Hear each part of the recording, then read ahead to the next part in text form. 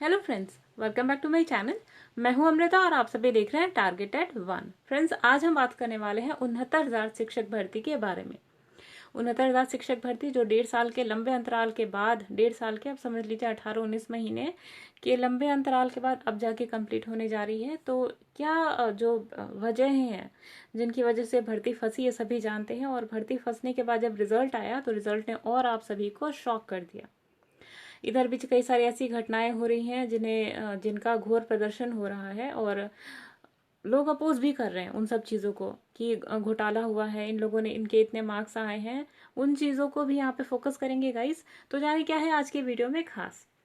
आज आप जानेंगे किस जिले में कितनी हाईएस्ट मेरिट जा सकती है, फिर आप जानेंगे आवेदन करने की अवधि कितनी बढ़ी और ओवरलैपिंग केस का रिजल्ट क्या हुआ, उसके बारे में हम बात करेंगे। फिर जानेंगे क्यों किया अभ्यर्थियों ने प्रदर्शन दोबारा।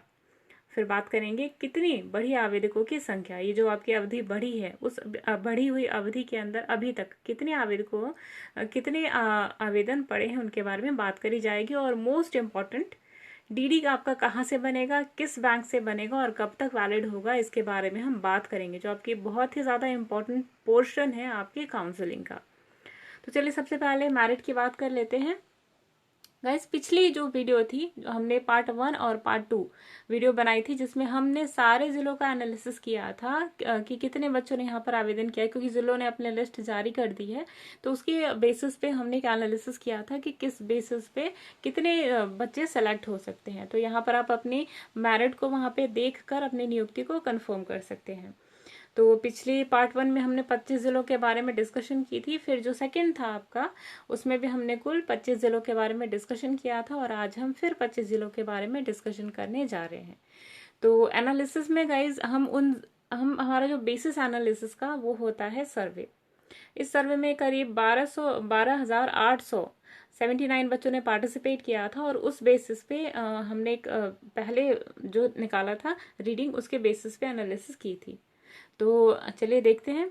गाइज, एनालिसिस का बेसिस कई सारे हो सकते हैं, क्योंकि अब आपका पिछले साल का जो था एनालिसिस या जो आपकी मेरिट गई थी, वो इस साल के मेरिट से वैरी भी कर सकती है, क्योंकि पिछले साल कोरोना नहीं था।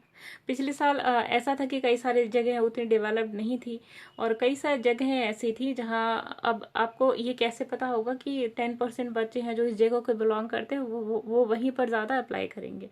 तो आपकी जो आपका ये जो एनालिसिस है, आपका ये जो मेरिट है, वह वैरी भी कर सकता है पिछले साल के कंपैरिजन में। इसलिए आप इसको पिछले साल से कंपेयर करके बिल्कुल ना देखें। कई सारे लोग हैं जिनको ये प्रॉब्लम होती है कि पिछले साल का तो ऐसा था, इस साल का तो ऐसा था। तो वैरी कर सकता है, क्योंकि number of candidates are varying. तो यहाँ पे भी आपको वो चीज़ें, वो उस एस्पेक्ट को भी आपको ध्यान में रखना है। तो चलिए पहले देखते हैं गाइज उन जगहों की जहाँ का मेरिट जनरली हाई गया है। तो अम्बेडकर नगर है। यहाँ पे जो आप जितने भी जिलों की लिस्ट देख रहे हैं, उनमें सबसे ज्यादा जो मेरिट है वो अम्बेडकर नगर की गई है। उसके बाद आपका गया है बलिया का, उसके बाद मऊ, उसके बाद फिर आपका गया है कानपुर नगर का। क्योंकि गाइज ये जो डेवलप्ड एरिया है, जैसे आपका मुरादाबाद हुआ, इन सब जगहों पे मेरिट जनरली हाई जाती है। अच्छा, अब बात कर लेते हैं कि कितनी मेरिट गई है। तो जो जनरल कैंडिडेट्स है उनका 85 प्लस गया है, 85 से 88 प्लस गया है। और जो ओबीसी कैंडिडेट्स है उनका 70 प्लस गया है, और जो SC ST कैंडिडेट्स है उनका 65 प्लस गया है। क्योंकि हाई मेरिटोरियस एरिया है, तो यहाँ पर आपका मेरिट ज़्यादा ही देखने को मिलेगा। अच्छा, अब कम मेरिट आपका कहाँ पे देखने को मिलेगा, तो वो है आपका कानपुर देहात, रामपुर और बहराइच। बलरामपुर में भी ज्यादा मेरिट देखने को। गाइस, यहाँ पर आप एक चीज देखें कि जहाँ पे सीटें ज्यादा हैं वहाँ पे कम मेरिट वाले बच्चों की संख्या ज्यादा है ना, तो वो लोग यहाँ पे जरूर अप्लाई करेंगे। तो आपकी ये जो जहाँ जहाँ पे ज्यादा सीटें हैं, जैसे आपका हुआ बहराइच, हुआ आपका गोंडा जिला हुआ, गोंडा पे भी बहुत कम मेरिट जाती है, ठीक है ना। फिर आपका फर्रुखाबाद हुआ, क्योंकि फर्रुखाबाद भी क्रिमिनल एरिया है, तो वहाँ पे भी बहुत कम सीटें जाती है। कन्नौज हुआ आपका, आजमगढ़ हुआ, ठीक है ना। तो इन जगहों पे मेरिट काफी कम जाती है, ठीक है ना। तो ये तो हुई कम मेरिट की बात। और ये जो आपके बचे हुए जिले हैं, जैसे कि आपका बाराबंकी हो गया, आपका ये श्रावस्ती हो गया, यहाँ पे भी आपका हाई मेरिट जाता है, ठीक। तो ये जो आपका जैसे आपका बाराबंकी में बात करी जाए, तो यहाँ पे 1310 सीटें हैं। तो 1310 सीटों का मतलब कि यहाँ पे मेरिट जो होगी जनरल की, वो जाएगी 70 प्लस या 75 प्लस जानी चाहिए। और जो ओबीसीज हैं उनकी जो जाएगी वो 68 प्लस होनी चाहिए। और जो SC/STs हैं वो जितने भी हैं, ST तो जितने हैं वो सारे सेलेक्ट हो जाएंगे, और OBC की जो होगी वो 68 के प्लस जानी चाहिए, ठीक है ना।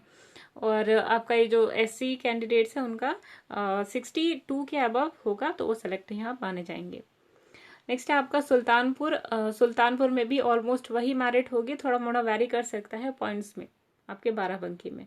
अमेठी हुआ आपका अम्बेडकर नगर, इन दोनों में बहुत ज़्यादा हाई मेरिट जाती है। गोंडा में बहुत कम जाती है। गोंडा में समझ लीजिए कि आपका अगर आप कैंडिडेट हैं जनरल के तो आपका 72 प्लस हुआ तो आप सिलेक्टेड हैं, और अगर आप OBC हैं तो आपका 68 के अबव हुआ तो आप सिलेक्टेड हैं। ST जितने भी पास है वो खास है, और SC के कैंडिडेट्स को 60 प्लस स्कोर करना पड़ेगा यहाँ पर।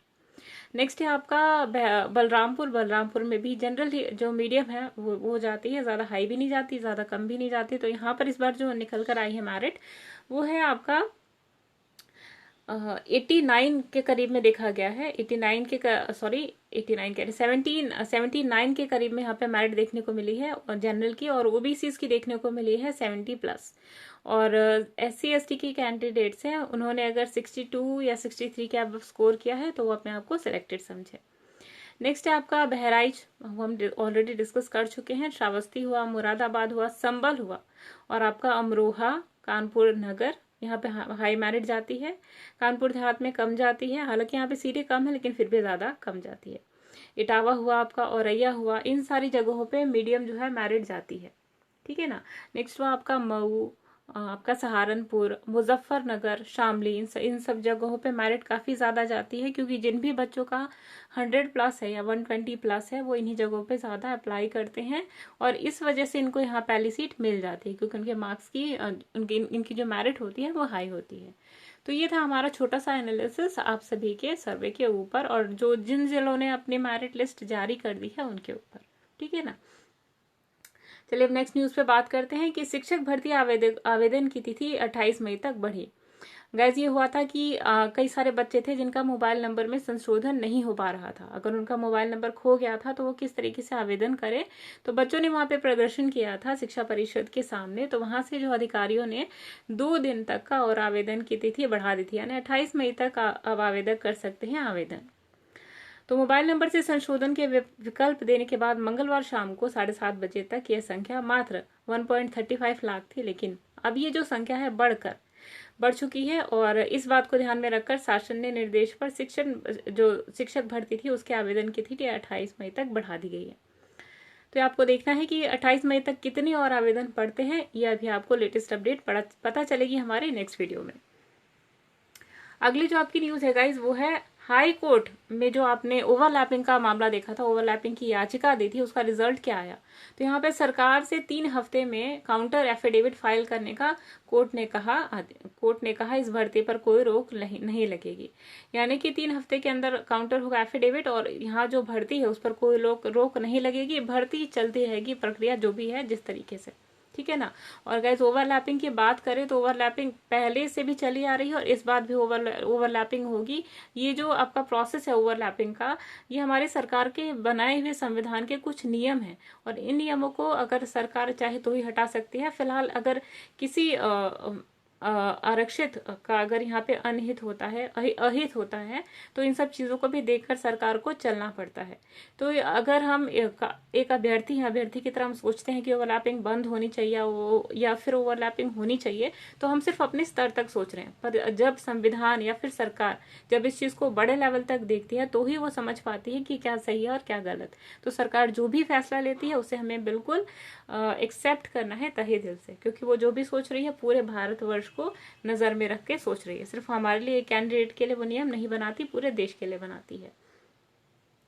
नेक्स्ट एक आज इंपॉर्टेंट न्यूज आप सभी के लिए कि 69,000 सहायक शिक्षक भर्ती में परीक्षा में सफल जो अभ्यर्थी थे उनकी संख्या बढ़ी है, और मंगलवार को बेसिक शिक्षा परिषद के सामने कार्यालय में पहुंचकर धरना प्रदर्शन किया बच्चों ने आवेदन के लिए। तो गाइस ये पूरा मैटर था क्या। कुछ बच्चे ऐसे थे, क्योंकि आपको पता है कि बहुत ही कम टाइम पीरियड था, हालांकि टाइम पीरियड तो ज्यादा था लेकिन वेबसाइट चल नहीं रही थी। कई बच्चों की ये कंप्लेन थी कि 17, 18 बार 22 बार आवेदन करने के बाद तब जाकर उनका फॉर्म फिलअप हुआ था आवेदन का, ठीक है ना।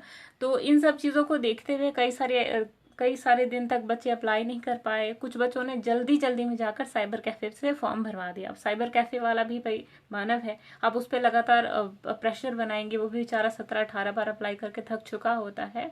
तो ये माइंड की छोटी सी मिस्टेक होती है कि उसने आपका जो निवास प्रमाण पत्र है वो गलत, उसका नंबर डाल दिया, रोल नंबर गलत डाल दिया, रजिस्ट्रेशन नंबर जो भी है, अगर उससे गलती हो गई है तो उस गलती को लेकर, क्योंकि भाई जब वो फॉर्म भरेगा साइबर कैफे वाला, आप भी वहां पे मौजूद होंगे, तो ये सिर्फ उसकी अकेले की गलती नहीं है।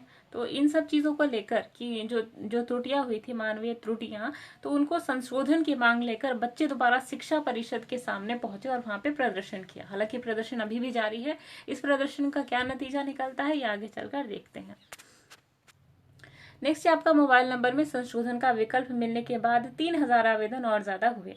तो गैस हमने अभी बात की थी कि करीबन 1,32,000 लोगों ने फॉर्म ये भर चुका था जब तक लास्ट डेट थी। और उसके बाद जब डेट बढ़ी और संशोधन मिल चुका बच्चों को और डेट और बढ़ी आवेदन की, तो 3000 बच्चों ने और ज्यादा किया आवेदन, और 7:30 बजे के करीब में संख्या मात्र 1.35 लाख थी। ठीक है ना।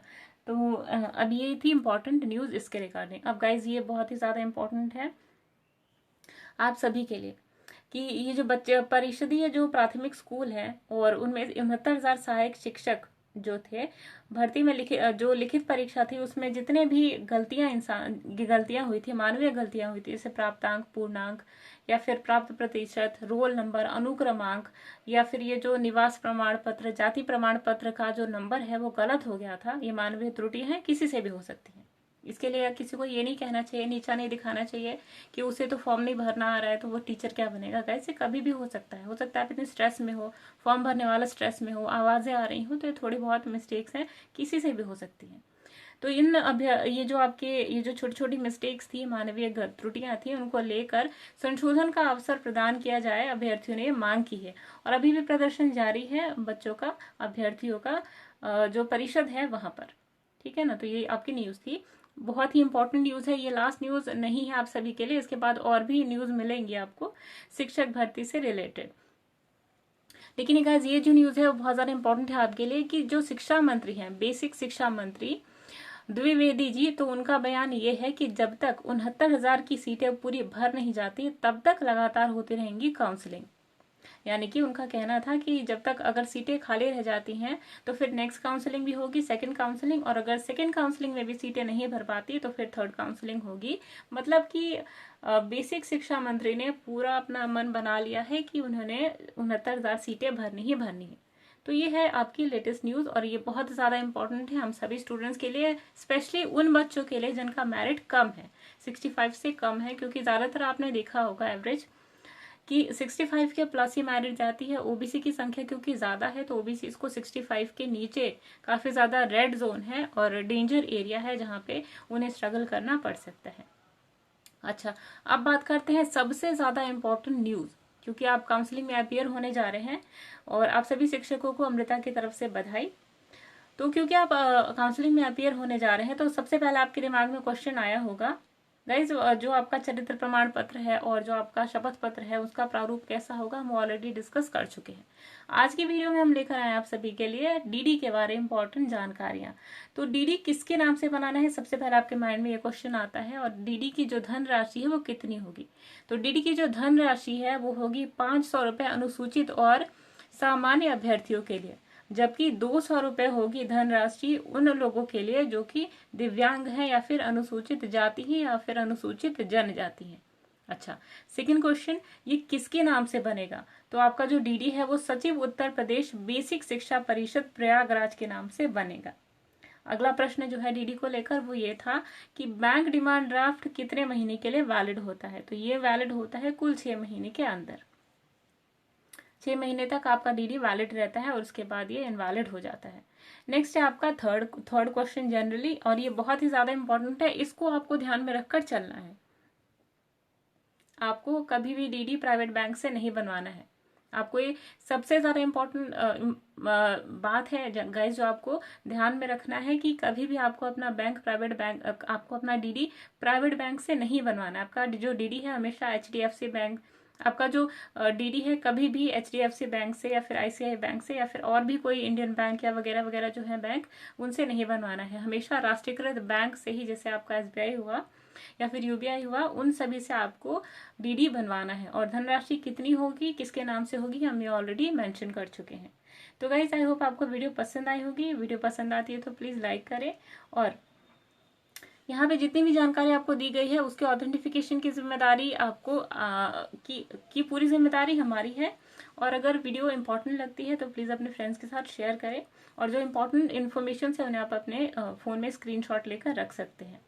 और अगर चैनल अच्छा लगता है तो प्लीज सब्सक्राइब करें हमारे चैनल को। चलिए मिलते हैं कुछ और कॉन्सेप्चुअल वीडियोस के साथ में, तब तक के लिए अमृता को दीजिए इजाजत। Bye bye.